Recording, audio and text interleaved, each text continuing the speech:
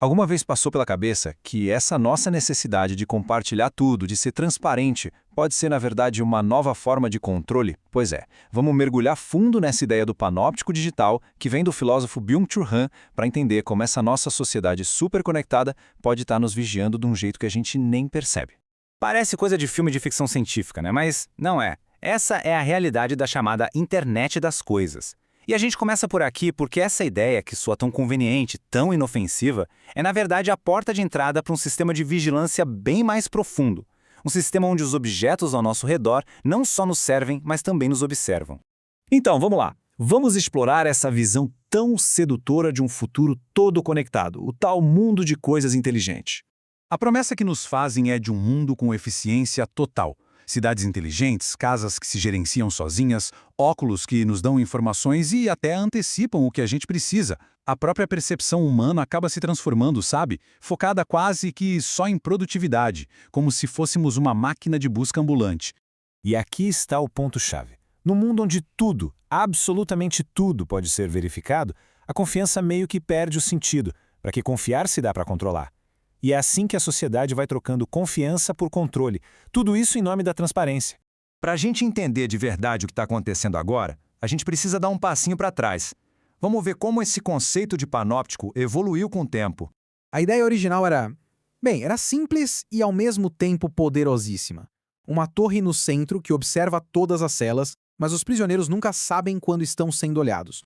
Só o sentimento de que podem estar sendo vigiados a qualquer momento já força a disciplina. É um controle que vem de fora para dentro. E aqui a gente viu uma virada de 180 graus na lógica. O panóptico antigo funcionava no isolamento, no medo. O panóptico digital de hoje, pelo contrário, se alimenta da comunicação, da nossa exposição voluntária. Não é mais o medo de ser visto, mas sim a necessidade de se mostrar, de ser visto. A vigilância agora quer ir mais fundo. Ela busca monitorar até o que a gente pensa. E isso nos leva a uma ideia que parece até estranha. Como é que a transparência, algo que a gente sempre associa com liberdade e honestidade, pode acabar virando uma forma de tirania? Segundo Byung-Chul Han, essa exigência toda por transparência não nasce de um ideal democrático, não.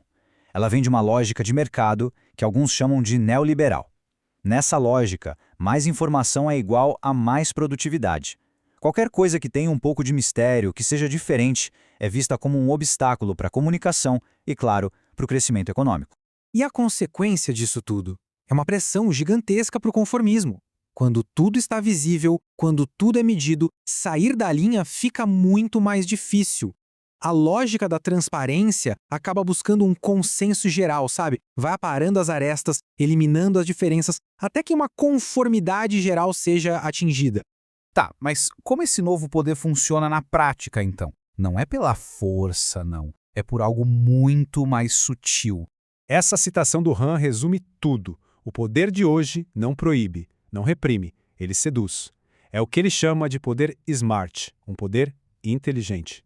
A diferença é gritante. O poder repressivo, aquele do livro 1984 do George Orwell, dizia não. Ele proibia, ele silenciava.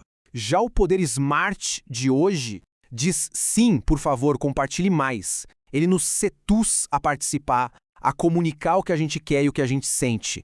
E é exatamente aqui que a liberdade e o controle ficam quase impossíveis de diferenciar. Pensa só na pressão para construir uma marca pessoal na internet.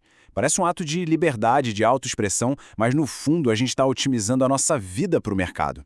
A gente se submete voluntariamente a essa dominação. Esse novo poder não tira a nossa liberdade, ele explora a nossa liberdade até esgotá-la.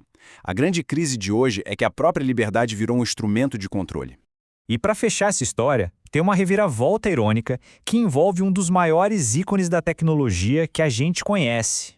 Imagina a cena. Ano de 1984, Super Bowl, o maior evento da televisão americana.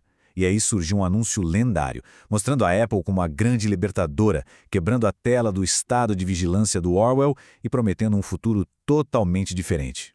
A promessa era essa, bem explícita: a tecnologia iria nos libertar. Só que a realidade que veio depois foi bem mais complexa e, ironicamente, o completo oposto do que foi prometido.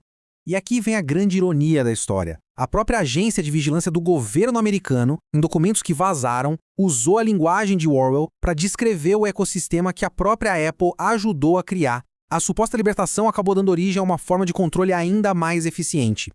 E para isso não parecer só uma ideia abstrata, uma teoria, dá uma olhada neste número. Uma única empresa de marketing de dados, chamada Axiom, tem os dados de 300 milhões de cidadãos americanos. Isso é, basicamente, a população inteira. E o slogan deles nem tenta esconder. É a definição perfeita do panóptico. Uma visão total de 360 graus da vida das pessoas, sendo vendida como um produto, um serviço.